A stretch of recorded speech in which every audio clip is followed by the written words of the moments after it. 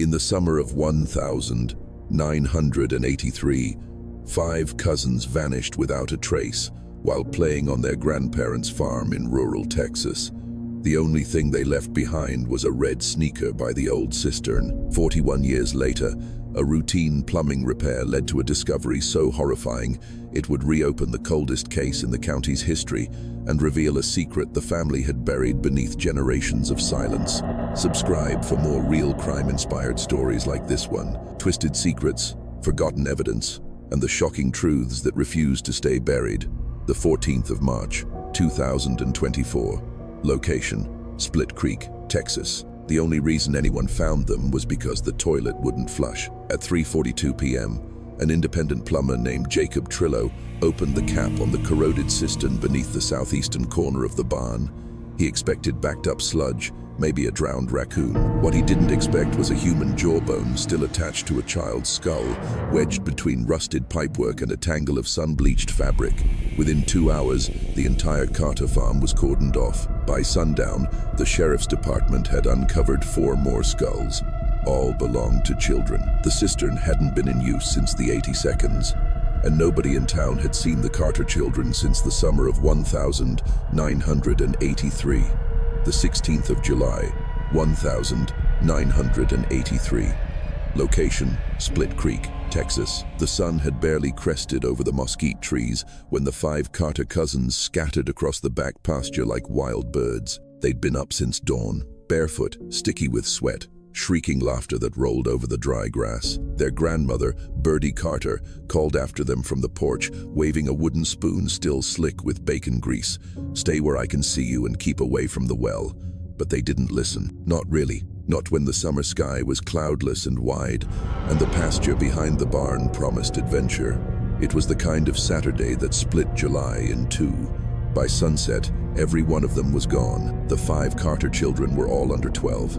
Casey, 11, was the oldest, a wiry, freckled ringleader with scraped knees and a mouthful of jokes. His sister Annie was 9, quieter, always trailing a step behind, eyes trained on the dirt for shiny rocks or caterpillars. Benji, their 8-year-old cousin from Odessa, was all elbows and energy, the kind of boy who built slingshots out of tree bark and rubber bands. Darla, 7, had just learned to braid her own hair and had done so that morning in lopsided ropes. And Caleb, the youngest at 5, still spoke with a lisp and carried a blue stuffed dog named Rupert everywhere he went. They were last seen around 9:30 a.m. by a field hand named Rowdy Gaines, chasing each other toward the rear tree line where the Carter property met the dry creek bed. He'd wiped his brow with a diesel-stained rag, squinting into the Sunday. "Said I seen him running," he told police later. "I didn't think nothing of it." But by lunchtime, Birdie noticed the silence. No stomping on porch boards, no screen door slamming, no hollers asking for lemonade or peanut butter crackers, just cicadas and the hum of the box fan in the kitchen window. The 911 call came at 12:17 p.m. Birdie's voice trembled as she gave the dispatcher her address on Farm Road 86, halfway between nowhere and Split Nothing. They just vanished, all 5 of them, my babies. By 2:00 p.m., Sheriff Buck Halpern and his 2 deputies had arrived, sweat already staining their uniforms. Halpern was a week away from retirement. His plan had been to spend the afternoon watching the Astros game with a cold, Lone Star. Instead, he stood beside the Carter family's rusted Ford tractor, staring out at a vast field of empty. Dogs were brought in, neighbors, too. They searched the barn, the hoft, the corn crib, the woodshed, even the creek bed. Caleb's stuffed dog was found at the fence post by the cistern, one blue ear torn clean off. That was the only thing they ever found. The cistern itself was sealed tight. A circular iron cap sat welded into the concrete with no visible seams. According to Birdie's husband, God rest his soul, it had been sealed since 1974 after the well water turned foul. A new tank was installed behind the house, and the old cistern became just another relic of the past, ignored, grown over with brittle weeds, too heavy to move and too useless to matter. But folks remembered the warnings. "Don't play near the well," they used to say. "Too deep, too dark, too easy to fall." Some whispered about old stories, old ghosts, old wrongs buried with the water. But those were just tales until the children went missing. Then the whispers got louder.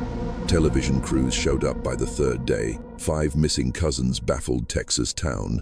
The headline read across the screen, accompanied by faded photos and panning shots of the dusty fields.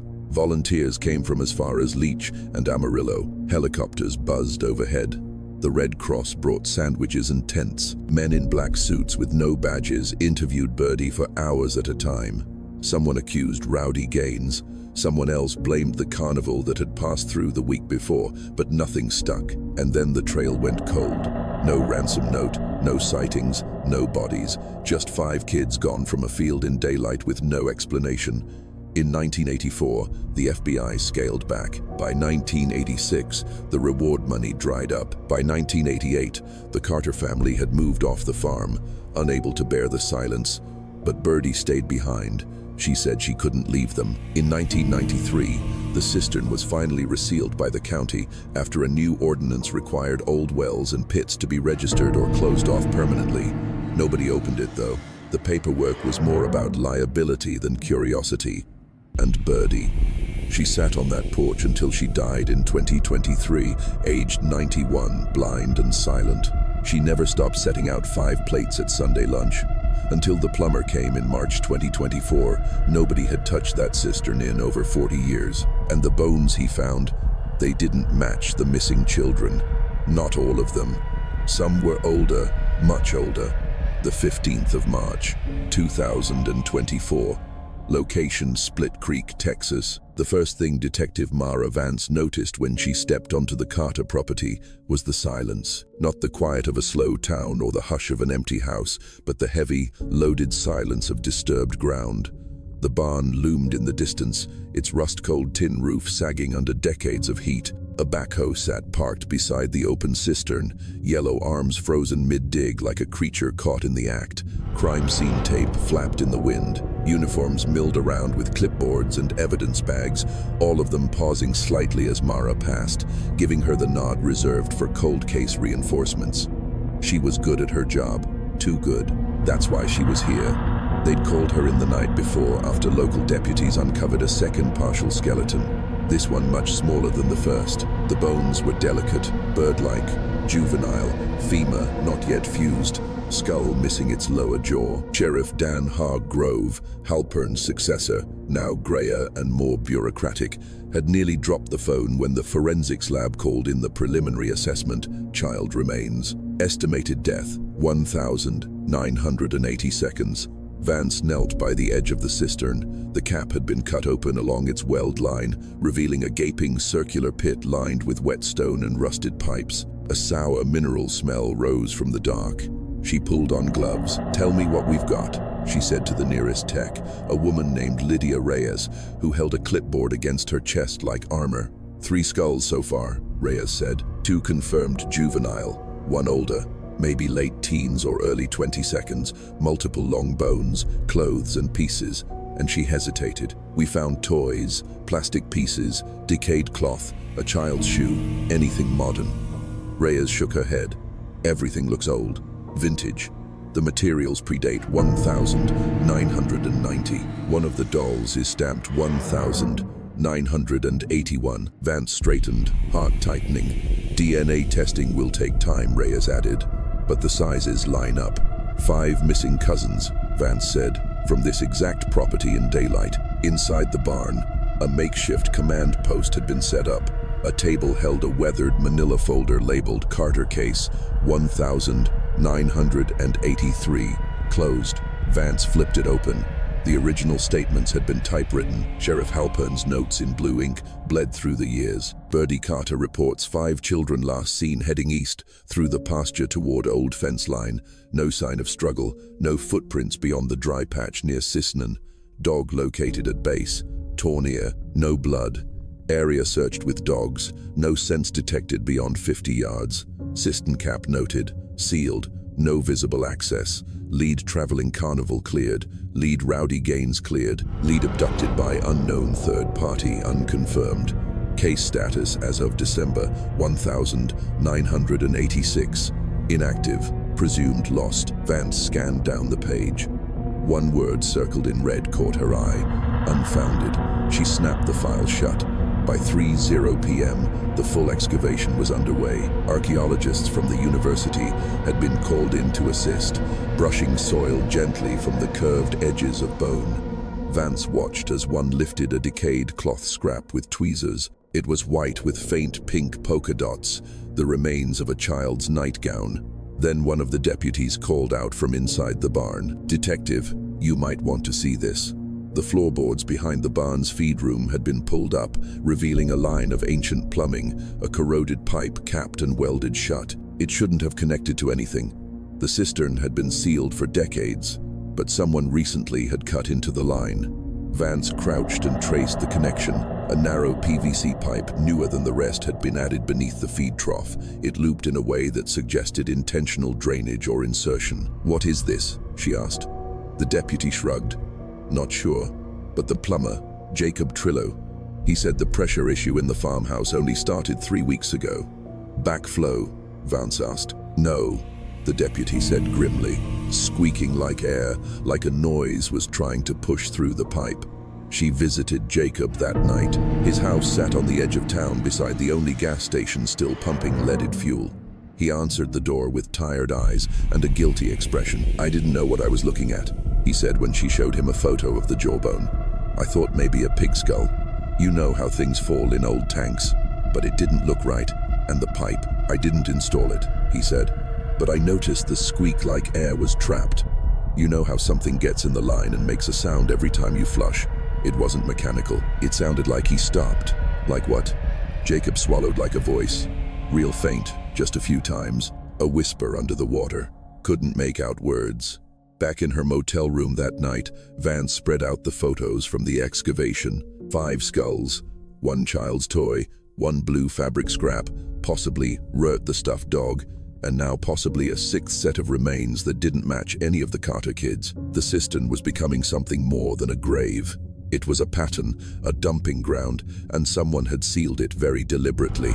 She circled one name in the original case file: Samuel Carter, Birdie's husband, the man who sealed the cistern in 1974, 9 years before the children vanished, 9 years before anyone was supposed to be down there at all. The 16th of March, 2024. Location: Split Creek, Texas. They buried Samuel Carter on a rainy Tuesday in 1991. In the family plot behind Split Creek Baptist Church, there was no obituary, no eulogy, just the sound of rain on pine and Birdie Carter's soft humming. An old hymn, wordless, almost trance-like. He died of a stroke, according to the death certificate. Massive, sudden, and unaccompanied. Birdie said she found him in the barn, slumped against the workbench with dirt on his boots and dried blood in his beard. But something about his timeline never made sense. Detective Mara Vance sat in the dimly lit back room of the Split Creek Public Records Office, the stale scent of mildew and old carbon paper thick in the air. On the table before her boxes labeled Carter's S1000, 970 seconds permits, well registrations, and 1 tagged complaints rural properties. She sifted through yellowed files, ignoring the creak of the oscillating fan overhead until she found it. Permit number 88734, water containment ceiling date, the 10th of July, 1974. Applicant Samuel Carter, address 415 County Road 11. Notes: request to seal inactive cistern. Water deemed non-potable due to bacterial bloom and animal contamination. Sealed with reinforced steel plate. Inspection waived per county code due to rural exemption. Waived. No follow-up, no documentation of what was inside when it was sealed. The document was signed, but not by a county inspector. It was co-signed by a neighbor, a man named Lel Vance, her father. Mara drove to her father's house outside Arlen that night, headlights cutting through the humid dark. Lel Vance was 81 now, lean, sharpied, a retired land surveyor who never let go of his boots or bourbon. He sat on the front porch as if he'd been waiting for her. "Saw your truck pull in," he said, raising a brow. "I figured it was either you or the tax man." Mara didn't smile. "I need to ask you something about Samuel Carter." Her father's face went still. She sat beside him, letting the crickets fill the silence. "You signed off on a permit," she said. 1,000 974 cistern ceiling. Lel rubbed his weathered jaw. I remember. You weren't a licensed inspector. I wasn't, but out here back then, paperwork didn't matter much. Sam wanted it sealed, said the water turned bad.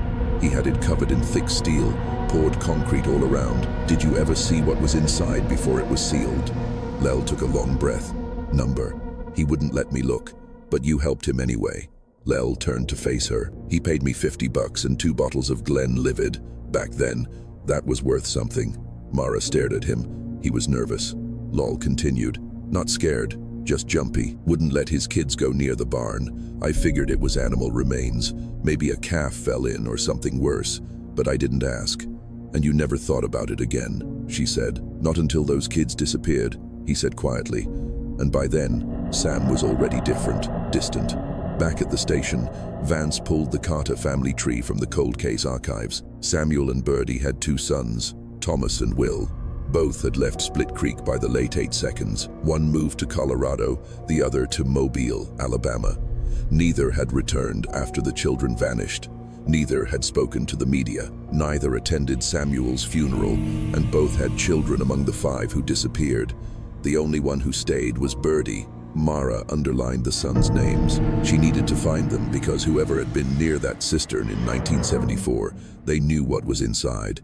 And it hadn't been just bad water. Later that afternoon, the university team excavated the lowest layer of the cistern pit. The tech called Vance over with urgency in his voice. Detective, you'll want to see this. She peered over the edge. Beneath the settled earth, hidden between 2 slabs of sunken concrete, was a metal container, badly corroded, but intact. It was a toolbox, the kind with a sliding lid and a handle worn smooth by work-gloved hands. Vance dropped to her knees as they carefully opened it. Inside, a bundle wrapped in oiled canvas, sealed with brittle tape. The team unfolded it slowly, layer by layer, revealing contents that made Vance's chest tighten. A rusted pocket knife with initials SC carved into the hilt. A water-wet Polaroid photo. A line of children standing beside the barn, all smiling, but with blanked-out eyes scratched through with something sharp. A notebook.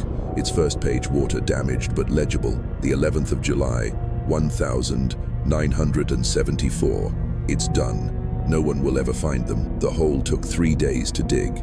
Covered the sounds best I could. Buried deep. Used the steel plate like Mr. Vance said.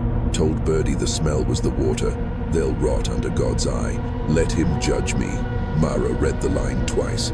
No one will ever find them. But who had Samuel Carter buried 9 years before his own grandchildren disappeared? And more importantly, how many more were there? As the sun dipped over Split Creek, casting long shadows across the pasture, Mara stood alone beside the edge of the cistern. She could feel it now.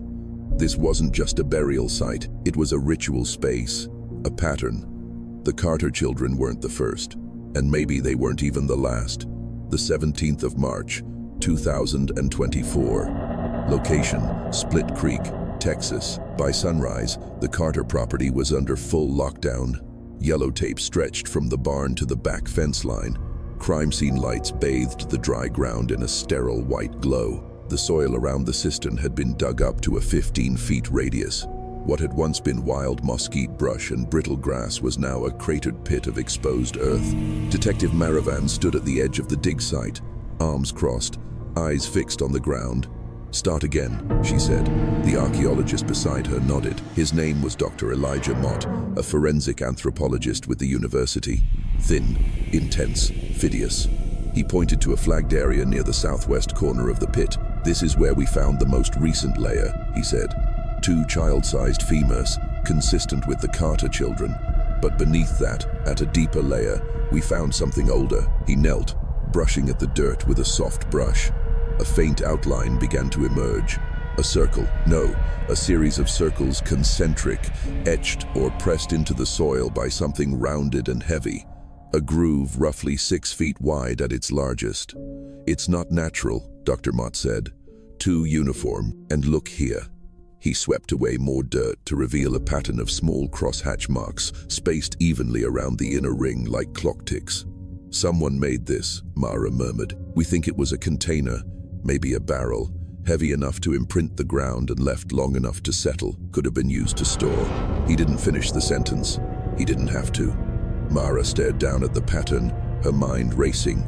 How deep? We estimate this layer dates back to the early 1960 seconds, maybe late 50 seconds. We've only started to excavate. Mara stepped back. What about bone fragments? Mott hesitated. So far, we've recovered a partial mandible, adult, a tooth still embedded. Any matches in the missing persons database? We're running it now. Back at the station, Mara opened the missing persons files again. This time, she filtered for Split Creek and surrounding counties. Pre-983, children, rural properties. One name caught her eye. Ava Landry, age 10. Vanished the 3rd of July, 1962. Last seen walking home from Vacation Bible School residence, Willow Bend Road, 4 miles from Carter Farm case. Status unsolved. She flipped to another. Marlon Briggs, age 7, disappeared. September 1967. Last seen riding his bike down Route 19. Bike never recovered. No witnesses. Property line adjacent to Carter fence. There were others. 3 children in total between 1959 and 1972. All vanished in the same 6 miles radius. All unsolved. Nobody had ever linked them to the Carter family until now. That afternoon, Vance called a meeting in the converted office space behind the station. The dry erase board was covered in photographs, timelines, and terrain maps. At the center, a 50-year-old aerial photo of the Carter farm. She pointed to the old barn. Every victim we can tie to this land, whether they disappeared in 1983 or 1962, connects back here. She moved her marker to the southeast quadrant. This is where the cistern is, but look here. She tapped the map just west of the barn. This used to be the original well, sealed off after the new system was installed in '61. 2 containment systems, she said. One buried, one visible. Both now potential grave sites. One of the deputies, Rosales, leaned forward. So, what are you saying? That Samuel Carter was using them as a dump site for bodies? I'm saying someone was, Mara said. Maybe more than one person. And I don't think it ended with him. She pulled up a second image, an annotated site diagram from the excavation. We now have evidence of layered burial activity spanning at least 3 decades. The Carter children may be the most recent victims, but the pattern suggests a history. Deputy Marks, younger, skeptical, raised his hand slightly. But why the kids? Why just children? Mara turned to the board, circled a word written in thick red ink. Control. Someone wanted control, she said. Someone saw this land as more than a home, as a system, a space where they could do whatever they wanted, and no one would ever know.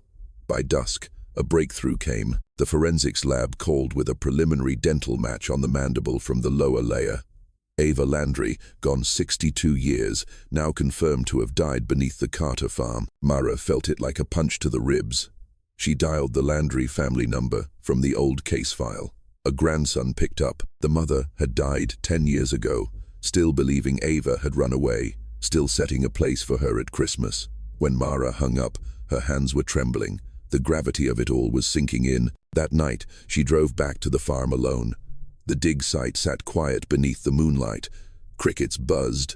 A coyote howled in the far hills. She stood at the edge of the cistern, staring down into the blackness. They'd removed the bodies, bagged the evidence, closed the site for the night, but the hole still yawned open, hungry like it wanted more. Mara crouched beside the rim, pressed her palm to the dirt, and whispered, "Who are you?" There was no answer, but deep beneath the soil, there had been a system, a method, a message. She just hadn't cracked it yet. July 1983, divided by March 2024. Location, Split Creek, Texas. Then July 1983. The Carter house felt heavier that summer. Even before the children vanished, something hung over the property like heat trapped under tin. The kind of weight you didn't notice until you stepped outside and breathed too easier. Inside, the adult spoke in hushed tones. Birdie Carter cooked too much, like she was trying to fill the silence with the smell of cornbread and stewed okra. Samuel stayed out in the barn night, working. he said, hammering, cutting boards, fixing things no one had asked him to fix. Neighbors said it was just stress. The Carter's sons had both returned for the summer, each bringing their children while their wives were resting back home. Birdie never talked about it, but folks whispered. Something had happened in Mobile, something worse in Colorado. By July, all 5 Carter grandchildren were under one roof. Casey, Annie, Benji, Darla, and little Caleb, ages 5 through 11, all blonde, all pale, all with that soft-spoken Carter drawl. They played in the fields behind the barn every day, and then one morning, they didn't come back. Now, March 2024, Detective Maravance sat in a windowless room at the Split Creek Public Library, surrounded by boxes labeled Split Creek Ledger 1975 to 1990. She wore gloves, sipped cold coffee, and read every line. Obituaries, police blotters, church announcements. She was looking for anything, anyone who might have noticed something during the summer of '83, and then she found it. The 10th of August, 1983. Letter to the editor. Something's not right at the Carter place. We all feel it. The barn light's been on past midnight. Birdie doesn't go into town no more. The preacher says she won't take communion. I saw Samuel burn something behind the shed 3 nights after the kids vanished. He said it was animal feed gone moldy, but it smelled like chemicals and wet cloth. I think someone ought to look closer. Name withheld by request. Mara slammed the paper shut. Her pulse quickened. This wasn't just folklore. Someone had tried to raise the alarm, and someone buried that letter in the archives. She brought it to Sheriff Harrove that afternoon. He was standing in the evidence room, overseeing the logging of items from the dig site.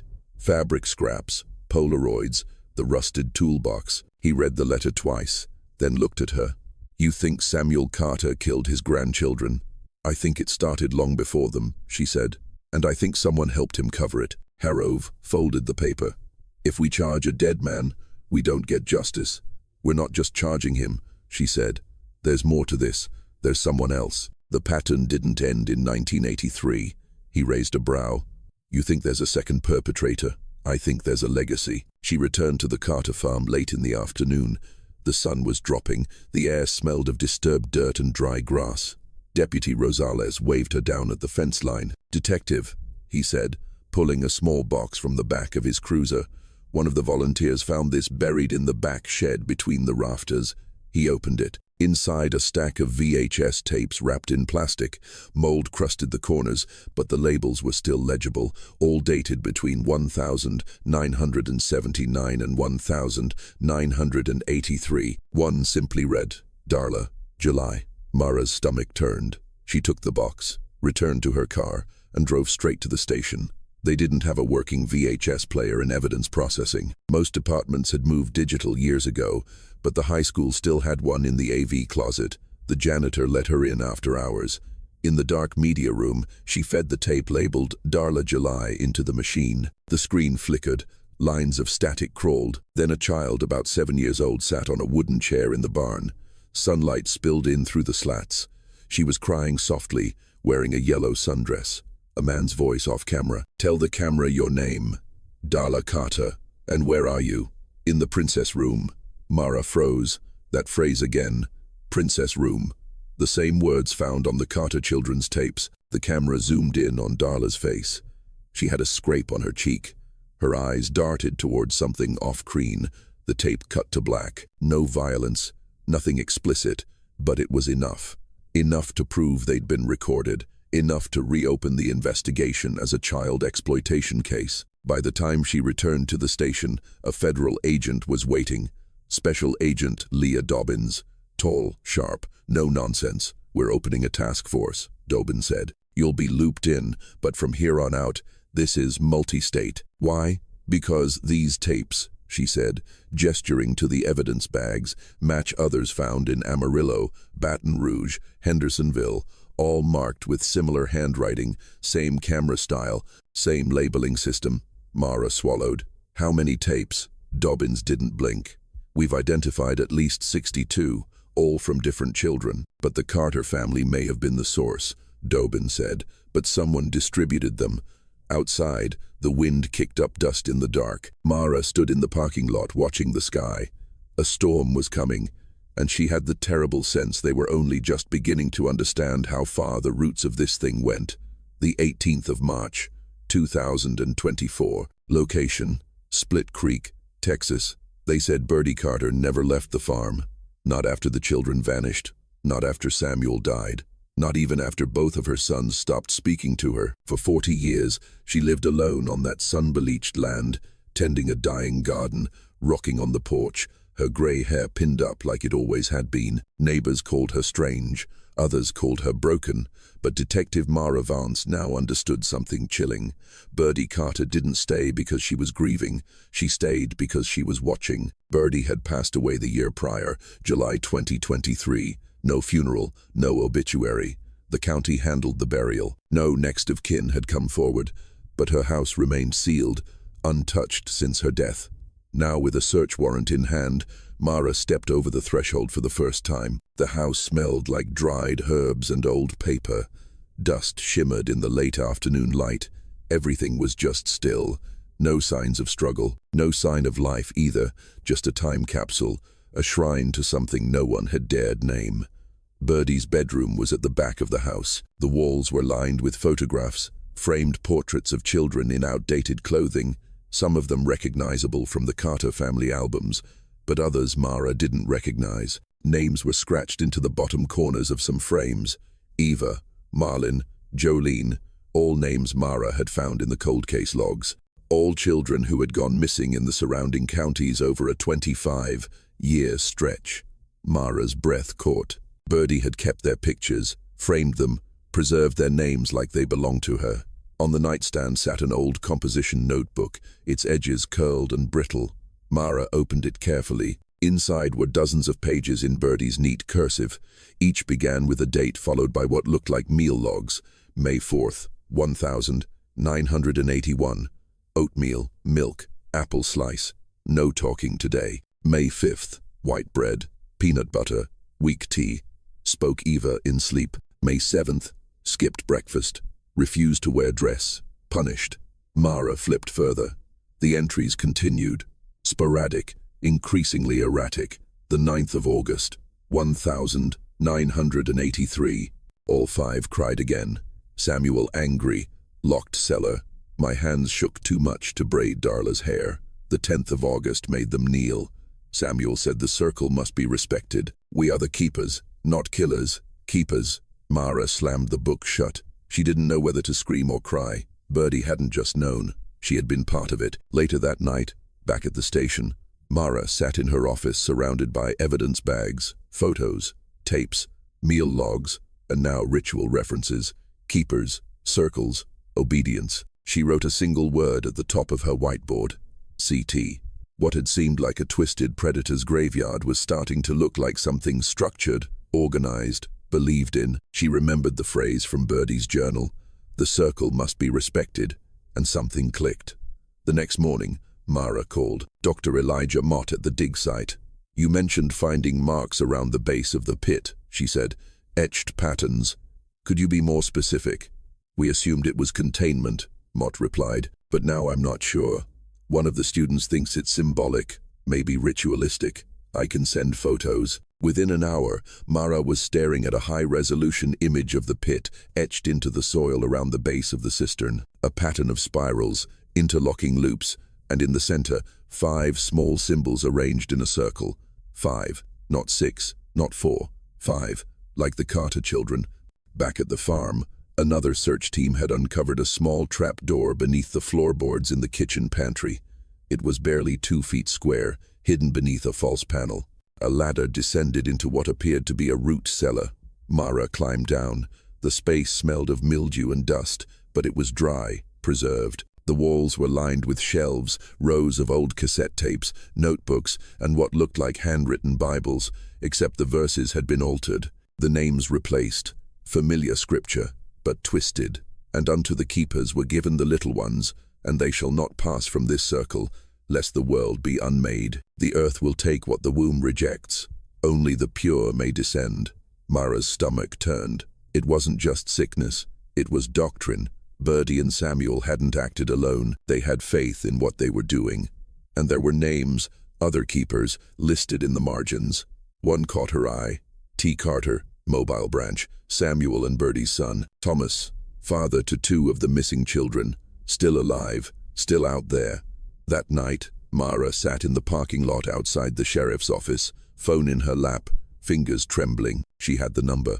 Thomas Carter had never returned to Split Creek after the children disappeared, never answered media, never responded to law enforcement inquiries, but he was still listed at a current address in Alabama. She hit dial. It rang once, twice. Then someone answered. A low male voice. Calm, too calm. Hello. Mara steadied her breath. Mr. Carter, this is Detective Mara Vance. I'm with the Split Creek Sheriff's Office. I need to ask you some questions about your family. A pause. I was wondering when you'd call, he said. Click. The line went dead. The 20th of March, 2024. Location, Mobile, Alabama. Thomas Carter lived in a pale green ranch house at the edge of Mobile, Alabama, tucked behind a faded Baptist chapel in a dry field of browning weeds. When Detective Mara Vance stepped out of the rental car, heat rose from the driveway in shimmering waves.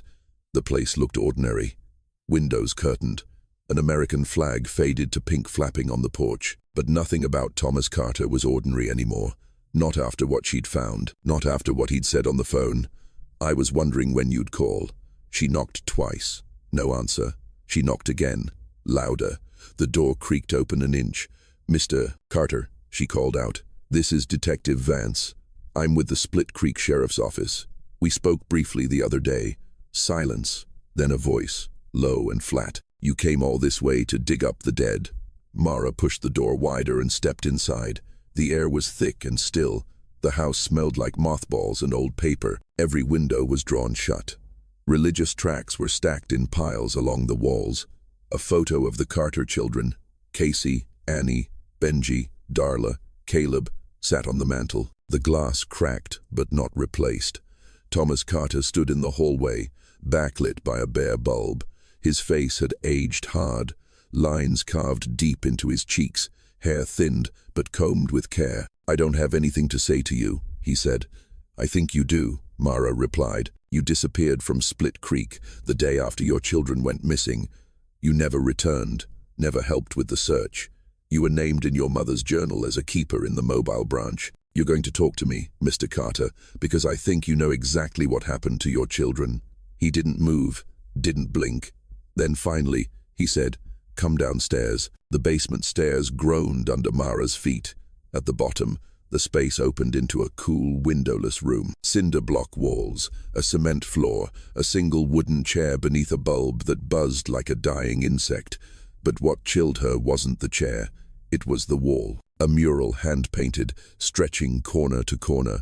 5 childlike figures holding hands in a circle beneath a sky of crude stars. In the center of the circle was a symbol Mara recognized instantly from the dig site. The spiral, with 5 arms. The circle, the covenant, Thomas said, stepping beside her. You did this? My father taught it to me. Said the world was cracking, that only the covenant kept the darkness out. The children were the offering. Each circle had to be complete. 5 points. That's why he took them in 5s. Always 5. Mara turned to him. You're talking about ritual sacrifice. I'm talking about order. His eyes were wide now, hands trembling. When we stopped, when the last circle was broken, everything started to rot. The crops, the land. My brother died. My wife left. You think it's coincidence? Thomas, she said carefully. What happened to your children? He looked away. They weren't mine to keep. They belonged to the circle. Mara stepped closer. Did you take them? He didn't answer. She took out her phone and pressed play on a recording. Birdie's journal entry. The 10th of August. All 5 cried again. Samuel angry. Locked cellar. My hands shook too much to braid Darla's hair. Thomas's face twitched. I begged him not to do it that time. He whispered. Said the circle was full. That 5 wasn't necessary again so soon. But he wouldn't listen. He said the spirits had spoken to him. That the land was hungry again. You let him take your children. His hands curled into fists. Mara took a slow breath. Thomas, she said voice level, there are other tapes, other names, other children. Were you distributing them? No, he said instantly. Not me. I never filmed anything. He stopped. That was who? Thomas licked his lips. There was another family in Texas Hill Country. We called them the North Branch. They took over the recordings after '83, said the Carter line was too exposed, said Birdie had grown sloppy. We passed the circle to them. You passed it on.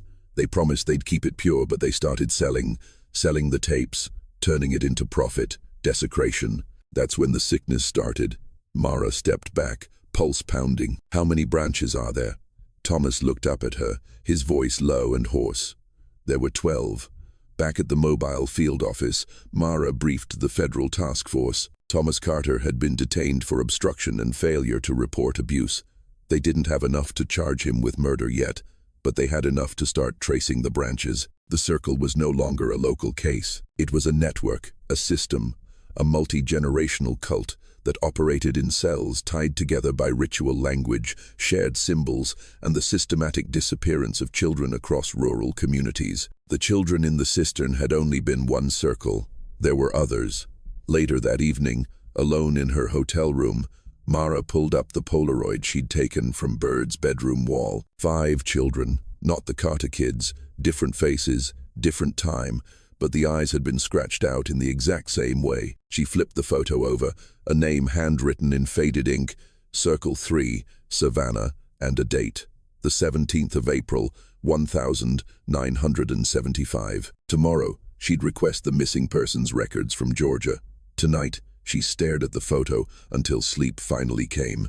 But even in sleep, she dreamed of the spiral, the circle of 5, the hole in the earth that never stopped taking. The 22nd of March, 2024. Location, Pine Bend, Georgia.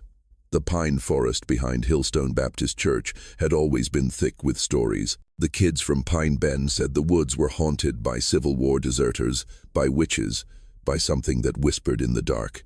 But none of them ever mentioned what Detective Mara Vance now knew had been buried there. She stood at the treeing, cold wind pushing against her coat, staring at the coordinates tied to the back of that 1975 Polaroid. 5 children eyes scratched out, a symbol in the dirt behind them that matched the one found at the Carter farm.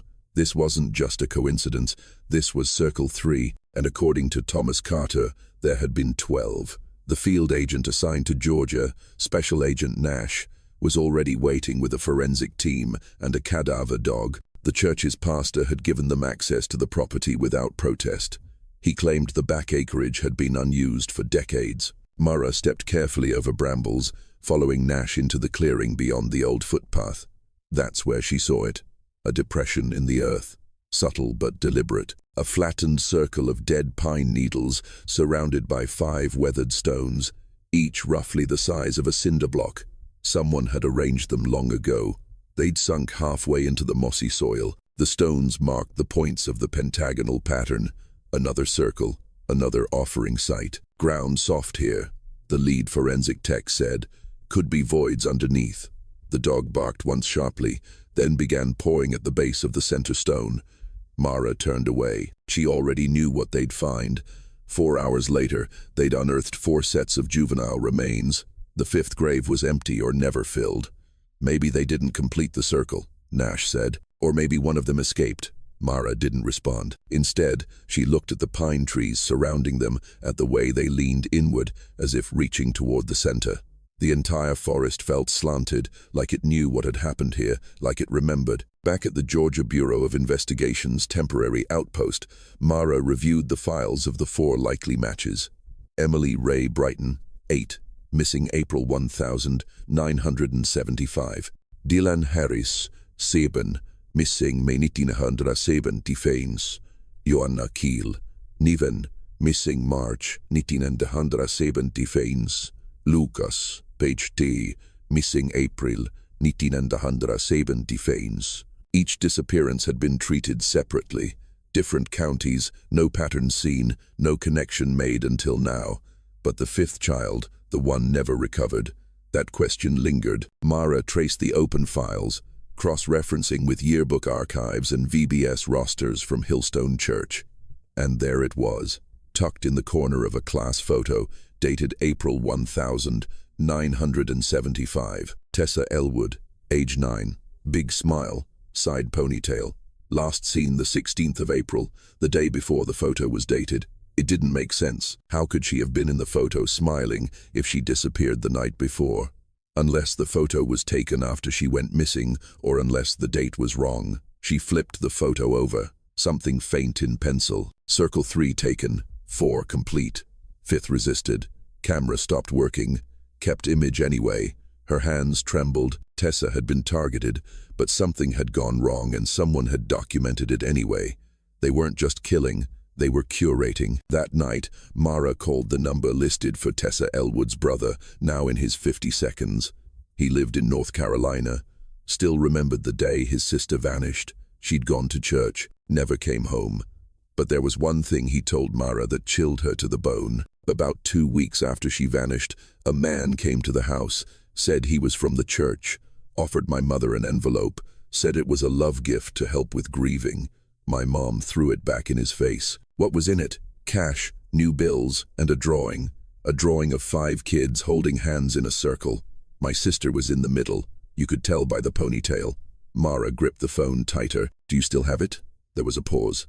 Then I think so. The next day, the brother overnighted the envelope. Inside $500 in 1975 currency, unmarked, and a piece of sketch paper yellowed and folded. When Mara opened it, her breath caught. 5 children, 5 stick figures, but one was drawn in red, unlike the rest, the one in the middle, the one with the ponytail. That night, she laid all the evidence out on her motel bed. Carter's mural, Birdie's journals, the scratched-out Polaroids, the circle drawings, the tapes, the graves, 12 sites, 12 spirals, always 5 children, always the symbol, always a final entry. Circle closed, except the Georgia one hadn't been, and neither had Split Creek, which meant whoever had been continuing the circles, they were doing it wrong. Or maybe, just maybe, they were trying to finish what had never been completed. Mara stood and looked in the mirror. Her face was pale, her eyes hollow, but her resolve was steel. Tomorrow she'd return to Texas because the original circle, the first, had never been found. And if she could find it, maybe, just maybe, she could stop the others from finishing it. The 24th of March, 2024. Location, Split Creek, Texas. The oldest maps of Split Creek didn't list property lines. They listed land claims, deeds filed by ranchers and squatters, names handwritten in looping cursive beside creeks, ridge lines, and dry lake beds. Detective Maravan sat hunched in the back of the town records office, fingers tracing a brittle 1,947 surveyor's map laid across 2 folding tables. Most of the names meant nothing, but near the bottom corner, just below a slope labeled Burnt Ridge, she found it. Carter, East Field Track, uninhabited after 1952. An arrow pointed to a fenced-off plot half a mile east of the present-day Carter farm. It wasn't on any modern land registry, no structures, no road access, just brushland, and the date beside the notation, Circle 1, initiated. The handwriting matched the margin notes from Bird's journal. That afternoon, Mara and 2 deputies pushed their way through waist-high switchgrass under a baking Texas Sunday GPS coordinates, took them to a patch of broken earth and dead yucca, a place no one had touched in decades. Deputy Rosales bent down first. Something here, he said. Concrete, not a slab, like a cap. They cleared away the dirt with gloved hands and shovels. There it was.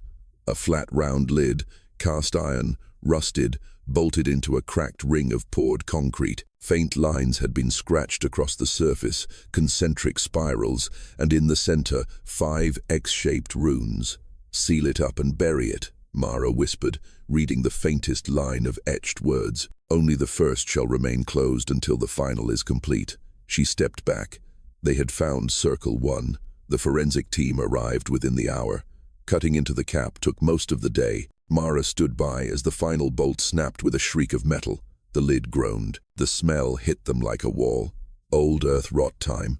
Inside the chamber was a stone-lined pit, circular and deep.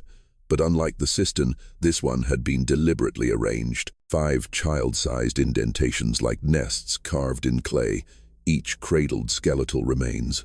But what horrified them wasn't the bones. It was the objects placed in each child's arms. A doll made of bundled twine, a polished animal skull, a hand-drawn map, a white feather tied with red thread, a small iron key. "What the hell is this?" Rosales whispered. "Ritual objects," Mara said. "Tokens, offerings," and at the base of the pit, between the bones, they found a wooden plaque sealed in wax, still legible. Circle 1 complete, 1952. "We give these 5 unto the earth that the foundation may be set. Let those who come after build the remaining 11 inches honor of the keeper. Let the cycle not be broken." S.C. Samuel Carter. That night, Mara sat in the evidence room staring at a list. 12 circles, 8 confirmed sites, including Split Creek and Georgia, 4 unaccounted for. What if those 4 hadn't happened yet? What if someone, Thomas or others, had tried to continue the ritual after Samuel died, but failed to complete the cycle? And what if the original plan had required all 12 to be fulfilled? It wasn't just about abduction or abuse anymore. It was about completion, a closed system. She pulled up the VHS tapes again. One stood out, labeled Circle 12, pending, date blank. The tape was mostly static. Then one frame blurred. A child standing in a room painted red, a single candle on the floor, and a voice distorted and muffled. "Soon the wheel will turn. The last 5 will make it whole." Mara made the call at 10:47 p.m. to the FBI liaison, Special Agent Dobbins. "We're wrong," she said. "This isn't about a legacy. It's not even about faith." "Then what is it?" Mara's voice dropped. "It's a countdown, and someone was still trying to finish the last circle. The 25th of March, 2024. Location multiple Texas, Louisiana. The last circle was already in motion. Detective Mara Vance knew it in her gut, the way a storm announces itself in the bones long before the clouds gather. The Circle 12 tape was real. The objects in the chamber at the first circle had meaning. The drawings, the dates, the rituals. They weren't just historical. They were instructions.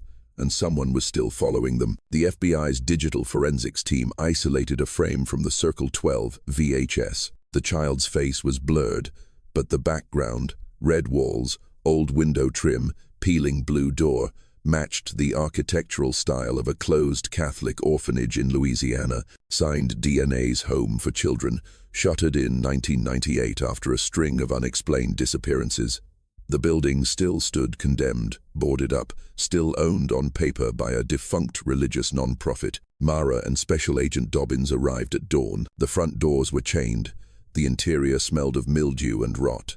Inside, the nursery was a mirror image of the tape. Red walls, a melted candle on the floor, and symbols freshly drawn, scratched into the floorboards with chalk and something darker. Blood. They found the first child upstairs, in what had once been the chapel, alive, drugged, wrapped in a sheet. A boy, maybe 10 years old, malnourished and shaking. He spoke little, but he whispered one phrase again and again. "We were the 5. I was the feather." The feather like the token found in the first circle burial chamber. Back at the FBI field office in Shreveport, a multi-agency task force formed instantly. 4 more children were missing across Texas and Louisiana over the past 60 days. Cases not yet connected. Braden Lee, age 9, missing from San Antonio. Lucia Marcado, age 11, vanished in Houston. Thomas T.J. Blackwood, age 7, disappeared from a church parking lot in Nacogdoches. Adelina Bright, age 10, last seen leaving a foster home in Lafayette. Each child had something strange in common. They'd all reported recurring dreams before their disappearance. Nightmares described to therapists or foster parents involving circles, dark rooms, or a man with no face but a voice that prayed. Somehow the perpetrator had influenced them in advance. Mara stared at the caseboard. Someone was finishing Samuel Carter's cycle.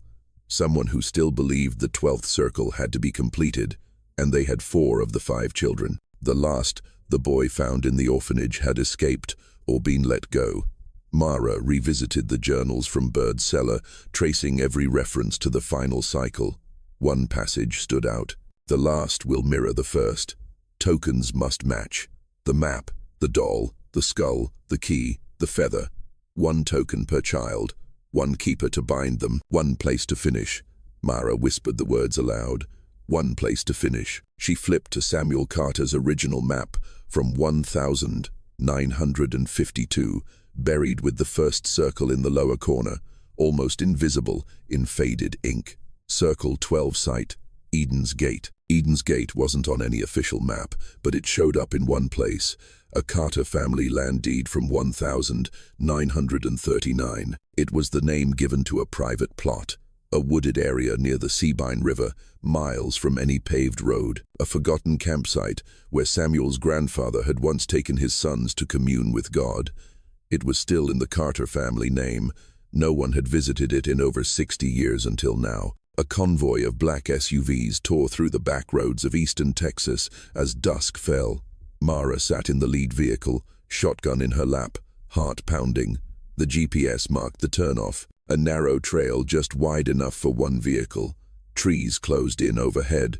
The light dimmed to a bluish gray. They parked half a mile out, proceeded on foot.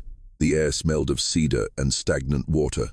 Then they saw it, a clearing, and in the center 5 wooden stumps arranged in a circle. Each stump held a crude object, a map burned around the edges, a twine doll soaked in something dark, a polished skull resting on a silk cloth, a small brass key, a white feather singed at the tip. The stumps were surrounded by shallow trenches, graves not yet filled. Agent Dobbins raised her hand. "We've got movement. East side." Flashlights snapped on. 2 men emerged from the trees, both armed. One of them was Matthew Tenko, the other Thomas Carter, older now, worn, smiling like a man walking into a church. "Too late," he called out. "They've been chosen. You can't stop it now." "Drop your weapons," Dobbins shouted. But neither man complied. Thomas raised his voice. "We are the final keepers. This land is ready." And then gunfire, a flash from the tree. Dobbins went down. Mara dropped, rolled, fired. Tenko fell, chest hit. Thomas ran. Agents charged the clearing. One trench had already been filled. A small hand stuck out from the dirt. A cry came from the brush. A child's voice. They followed it through thorns, branches, mud. There, Adelina Bright, tied to a tree, eyes wide.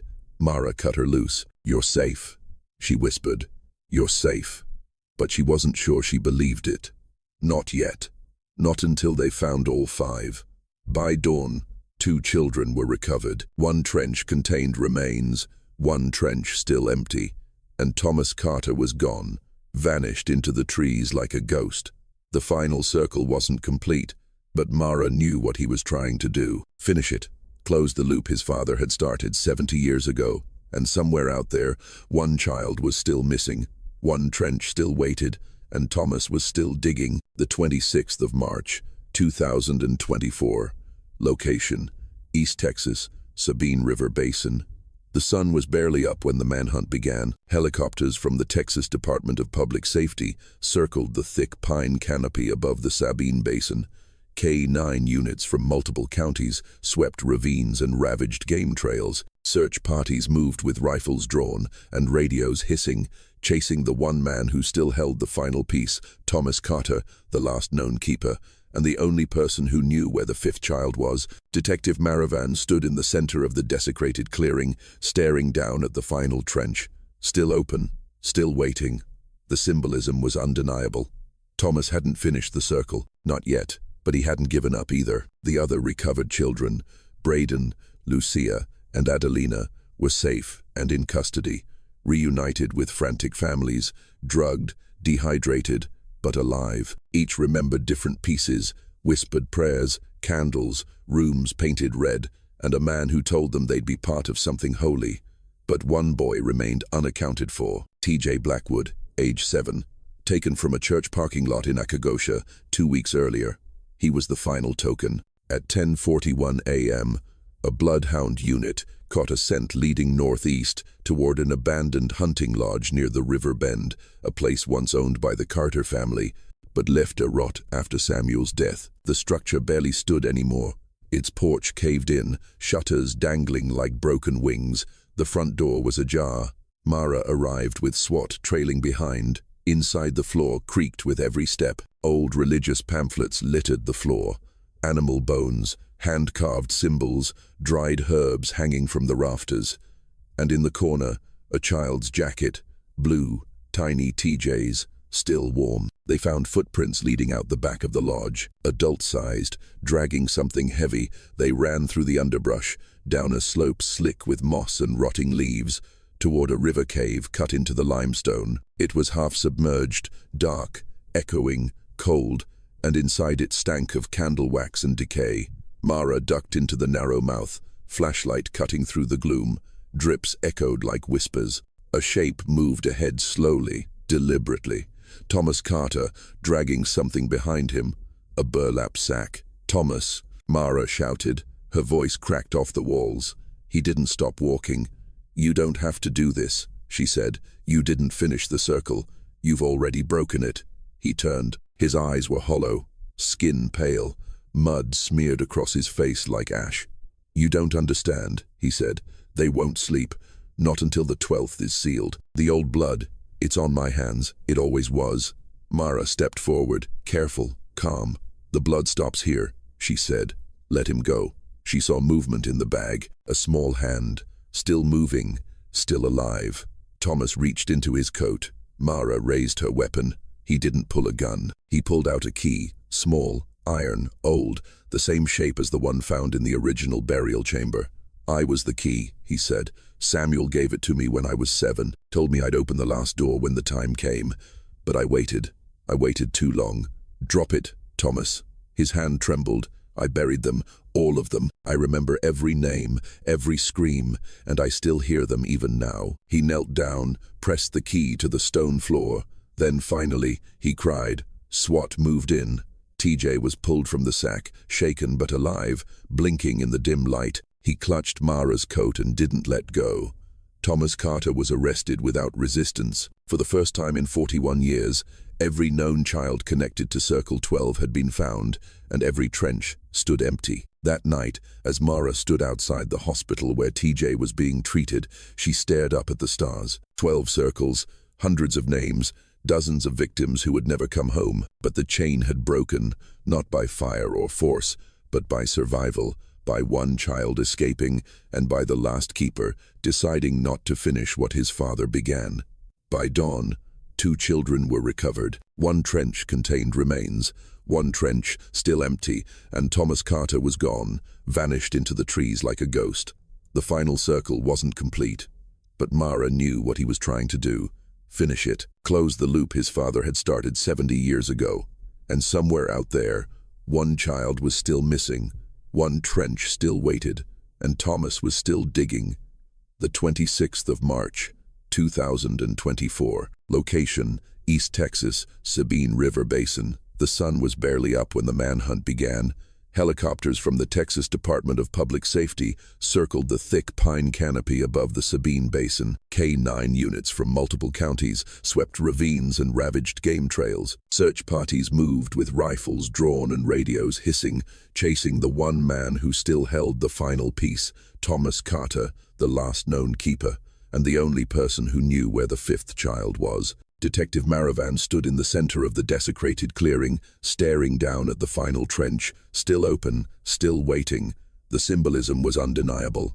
Thomas hadn't finished the circle, not yet, but he hadn't given up either. The other recovered children, Braden, Lutia, and Adelina, were safe and in custody, reunited with frantic families, drugged, dehydrated, but alive. Each remembered different pieces, whispered prayers, candles, rooms painted red, and a man who told them they'd be part of something holy. But one boy remained unaccounted for. TJ Blackwood, age 7, taken from a church parking lot in Acagotia 2 weeks earlier. He was the final token. At 10:41 a.m., a bloodhound unit caught a scent leading northeast toward an abandoned hunting lodge near the River Bend, a place once owned by the Carter family but left to rot after Samuel's death. The structure barely stood anymore. Its porch caved in, shutters dangling like broken wings. The front door was ajar. Mara arrived with SWAT trailing behind. Inside, the floor creaked with every step. Old religious pamphlets littered the floor. Animal bones, hand-carved symbols, dried herbs hanging from the rafters, and in the corner, a child's jacket, blue, tiny TJs, still warm. They found footprints leading out the back of the lodge, adult-sized, dragging something heavy. They ran through the underbrush, down a slope slick with moss and rotting leaves, toward a river cave cut into the limestone. It was half-submerged, dark, echoing, cold, and inside it stank of candle wax and decay. Mara ducked into the narrow mouth, flashlight cutting through the gloom. Drips echoed like whispers. A shape moved ahead slowly, deliberately. Thomas Carter dragging something behind him. A burlap sack. "Thomas!" Mara shouted. Her voice cracked off the walls. He didn't stop walking. "You don't have to do this," she said. "You didn't finish the circle. You've already broken it." He turned. His eyes were hollow. Skin pale mud smeared across his face like ash. "You don't understand," he said. "They won't sleep. Not until the 12th is sealed. The old blood, it's on my hands. It always was." Mara stepped forward, careful, calm. "The blood stops here," she said. "Let him go." She saw movement in the bag, a small hand, still moving, still alive. Thomas reached into his coat. Mara raised her weapon. He didn't pull a gun. He pulled out a key, small, iron, old, the same shape as the one found in the original burial chamber. "I was the key," he said. "Samuel gave it to me when I was 7, told me I'd open the last door when the time came. But I waited. I waited too long. Drop it, Thomas." His hand trembled. "I buried them. All of them. I remember every name, every scream, and I still hear them even now." He knelt down, pressed the key to the stone floor. "Then finally," he cried. SWAT moved in. TJ was pulled from the sack, shaken, but alive, blinking in the dim light. He clutched Mara's coat and didn't let go. Thomas Carter was arrested without resistance. For the first time in 41 years, every known child connected to Circle 12 had been found, and every trench stood empty. That night, as Mara stood outside the hospital where TJ was being treated, she stared up at the stars. 12 circles, hundreds of names, dozens of victims who would never come home. But the chain had broken, not by fire or force, but by survival, by one child escaping, and by the last keeper deciding not to finish what his father began. By dawn, 2 children were recovered. 1 trench contained remains. 1 trench still empty, and Thomas Carter was gone, vanished into the trees like a ghost. The final circle wasn't complete, but Mara knew what he was trying to do. Finish it. Close the loop. His father had started 70 years ago, and somewhere out there, 1 child was still missing, 1 trench still waited, and Thomas was still digging. The 26th of March, 2024. Location: East Texas, Sabine River Basin. The sun was barely up when the manhunt began. Helicopters from the Texas Department of Public Safety circled the thick pine canopy above the Sabine Basin. K-9 units from multiple counties swept ravines and ravaged game trails. Search parties moved with rifles drawn and radios hissing, chasing the one man who still held the final piece. Thomas Carter, the last known keeper, and the only person who knew where the 5th child was. Detective Maravan stood in the center of the desecrated clearing, staring down at the final trench, still open, still waiting. The symbolism was undeniable. Thomas hadn't finished the circle, not yet, but he hadn't given up either. The other recovered children, Braden, Lucia, and Adelina, were safe and in custody, reunited with frantic families, drugged, dehydrated, but alive. Each remembered different pieces, whispered prayers, candles, rooms painted red, and a man who told them they'd be part of something holy. But one boy remained unaccounted for. TJ Blackwood, age 7, taken from a church parking lot in Akagosha 2 weeks earlier. He was the final token. At 10:41 a.m., a bloodhound unit caught a scent leading northeast toward an abandoned hunting lodge near the river bend, a place once owned by the Carter family, but left to rot after Samuel's death. The structure barely stood anymore. Its porch caved in, shutters dangling like broken wings. The front door was ajar. Mara arrived with SWAT trailing behind. Inside the floor creaked with every step. Old religious pamphlets littered the floor, animal bones, hand-carved symbols, dried herbs hanging from the rafters, and in the corner, a child's jacket, blue, tiny TJs, still warm. They found footprints leading out the back of the lodge, adult-sized, dragging something heavy. They ran through the underbrush, down a slope slick with moss and rotting leaves, toward a river cave cut into the limestone. It was half-submerged, dark, echoing, cold, and inside it stank of candle wax and decay. Mara ducked into the narrow mouth, flashlight cutting through the gloom. Drips echoed like whispers. A shape moved ahead slowly, deliberately.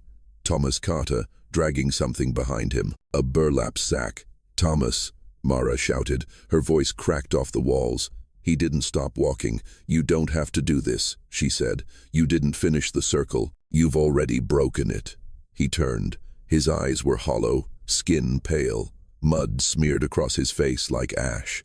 "You don't understand," he said. "They won't sleep. Not until the 12th is sealed. The old blood, it's on my hands. It always was." Mara stepped forward, careful, calm. "The blood stops here," she said. "Let him go." She saw movement in the bag. A small hand, still moving, still alive. Thomas reached into his coat. Mara raised her weapon. He didn't pull a gun. He pulled out a key, small, iron, old, the same shape as the one found in the original burial chamber. "I was the key," he said. "Samuel gave it to me when I was 7, told me I'd open the last door when the time came. But I waited. I waited too long. Drop it, Thomas." His hand trembled. "I buried them. All of them. I remember every name, every scream, and I still hear them even now." He knelt down, pressed the key to the stone floor. Then finally, he cried. SWAT moved in. TJ was pulled from the sack, shaken but alive, blinking in the dim light. He clutched Mara's coat and didn't let go. Thomas Carter was arrested without resistance. For the first time in 41 years, every known child connected to Circle 12 had been found, and every trench stood empty. That night, as Mara stood outside the hospital where TJ was being treated, she stared up at the stars. 12 circles, hundreds of names, dozens of victims who would never come home. But the chain had broken, not by fire or force, but by survival, by one child escaping, and by the last keeper deciding not to finish what his father began. At dawn, Thomas Carter gave his full confession. Names, dates, burial sites, branch leaders, rituals, tapes, maps, tokens. He said the circles began in 1952, with 5 children chosen by Samuel Carter, buried beneath what would become the family's eastern field. Each new generation of keepers believed continuing the ritual preserved the balance between the living and the land. But the truth was simpler. It was control, power, obsession, and fear. He said his father believed something would come if the cycle wasn't completed, something from beneath. He never knew what, but he believed it so deeply that he gave everything, even his own blood. Mara wrote the final words in her report just after midnight. Circle 12. Aborted.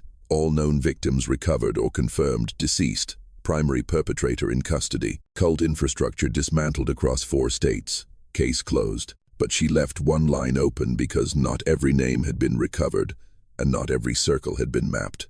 The truth she knew was this. There may have been more than 12. The 30th of March, 2024. Location: Split Creek, Texas. The land behind the Carter farm was quiet now. No police tape, no search parties, no helicopters overhead, just the wind moving low through the grass and the faint sound of insects returning to a field that had for too long held its breath. Detective Maravan stood at the edge of the cistern pit, now drained, excavated, and cordoned with flags. The forensics tents were gone, the bones recovered, the evidence bagged. But even now, as the sun rose behind her, the earth still felt heavy. Watching, she crouched down and ran her hand over the dirt beside the cistern rim. Cold, damp, and somehow remembering. In the weeks since Thomas Carter's arrest, the scope of the investigation had grown beyond anything Mara imagined. The FBI uncovered 17 unmarked sites across 4 states. 4 surviving keepers had been taken into custody. All elderly, all disoriented and fractured by age or ideology. Most believed the rituals had stopped decades ago. They were wrong. The Circle Doctrine, as they called it internally, spanned over 70 years and was passed down like scripture, memorized, protected, and spread like wildfire across rural church groups and isolated families. The symbols, the tokens, the language. It wasn't superstition, it was indoctrination. and it had claimed the lives of at least 47 children. That number was still climbing. Back at the temporary command center, Mara stood before a corkboard layered in string, faces, old photographs, and circled dates. The earliest known, 1952. The latest attempted, 2024, 72 years. Thomas Carter's confession had closed the last active circle, but one question still gnawed at her. Who wrote the rules? Because Samuel Carter might have begun the rituals in East Texas, but several of the oldest entries in Birdie's journal referenced a book, a handwritten manual passed down through the family, and that book was missing. On her final day in Split Creek, Mara visited the Split Creek Public Library, more out of instinct than reason. An elderly volunteer, Miss Given, helped her comb through the microfiche of old newspaper articles from the 1950 seconds and 60 seconds. That's when she found it, a 1961 article titled, "Local Pastor Warns of Demonic Doctrine in Carter Hollow" by Ellis T. Vernon, senior correspondent in the piece. Pastor James Harlan of New Hope Chapel claimed a dark theology had taken root in nearby homesteads described as a false covenant practiced in secret involving children, fire circles, and an old book with a broken spine. No follow-up was ever published. 2 years later, Harron was found drowned in the Split Creek Reservoir. His death was ruled accidental. Mara drove to the chapel's remains that evening, just a stone foundation now. No roof, no altar, ivy growing where pews once stood. She wandered the ruins, unsure what she was looking for until she saw it. A trapdoor rusted shut, buried beneath dead leaves. With effort, she pried it open. The cellar beneath was dry, dusty, undisturbed, and there, wrapped in oilcloth on a shelf, was a black book with a cracked leather spine. She opened it. No title. Inside the same spiral symbols, the 5-pointed diagrams, hand-drawn illustrations of children holding tokens, instructions, Circle 1, Circle 2 through 12, and then Circle 13, unwritten. The page was blank. She took the book and returned to the Carter farm at dawn. She burned it alone, watched the pages curl in the flames, watched the ink melt and the pages darken, and when it was ash, she scattered it into the cistern. The fire took nothing back, but the dirt at last felt still. 2 weeks later, Mara returned home. The case had gone national. Documentaries, podcasts, true crime specials. They called it the Circle Cult. She didn't watch any of them. She just kept a photograph above her desk, faded and cracked, the one taken from Birdie Carter's wall. 5 children holding hands in a field, each now identified, each now buried with a name. Some stories don't end. They just sink deeper, waiting to be dug up again. But this one she buried deep because the dirt doesn't forget. But sometimes, if you're lucky, it forgives. The 20th of April, 2024. Location, Split Creek, Texas. The Carter property was sold to the county 2 weeks after the final body was recovered. The farmhouse was bulldozed. The barn, too. The land was cleared, fenced, and marked with a wooden sign hand-carved by a local carpenter. Memorial Field in memory of the lost, dedicated to the children who never came home. No names were listed, just a spiral of 5 smooth stones embedded in the soil, simple, clean, silent. In a corner of the field, wild flowers had begun to bloom again. Blue bonnets, Indian paintbrush, sunflowers that hadn't grown here in years. Locals said the soil was bad, but something had changed. Some said it was the new drainage, others said it was the light, but most just said nothing at all. Detective Maravance visited the field one final time before transferring to another case. She stood at the edge of the old cistern site, hands in her coat pockets, watching the last orange light of day dip below the trees. A little boy stood near the stones, maybe 6 or 7, alone, barefoot, quiet. He turned to look at her, smiled, then faded into the dusk like he'd never been there. Mara didn't call out. She just whispered, "You're free now," and let the dark take the